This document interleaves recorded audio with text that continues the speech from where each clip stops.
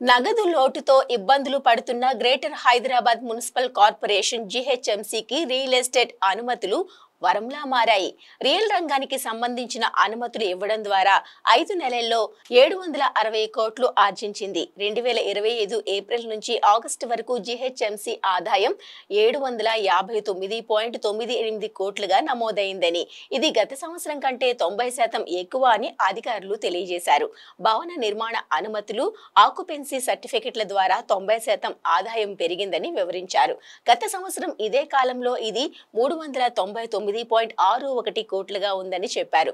5 నెలల కాలంలో 4389 భవన నిర్మాణ అనుమతులు, 1008 ఆక్యుపెన్సీ సర్టిఫికెట్ల జారీ ద్వారా ఈ ఆదాయం వచ్చిందని వెల్లడించారు. అనుకూలమైన విధానాలు, పెరుగుతున్న విదేశీ ప్రత్యక్ష పెట్టుబడులు, అధిక ఆఫీస్ స్పేస్ ఆక్యుపెన్సీ, పెరిగిన ఇళ్ల అమ్మకాలు నగర రియల్ ఎస్టేట్ రంగాన్ని వృద్ధి బాటలో తీసుకెళ్తున్నాయని అధికారులు పేర్కొన్నారు. హెచ్సిటి ప్రాజెక్ట్ కింద ప్రతిపాదించిన మౌలిక సదుపాయాల అభివృద్ధి, బహుళ స్థాయి ఫ్లైఓవర్లు, గ్రేట్ సెపరేటర్లు, అండర్ పాస్లు, జంక్షన్ మెరుగుదలలు, రోడ్డు విస్తరణ పనులు వంటి అంశాలు రియల్ పరిశ్రమలో సానుకూల సెంటిమెంట్ ను పెంచినట్లు తెలిపారు.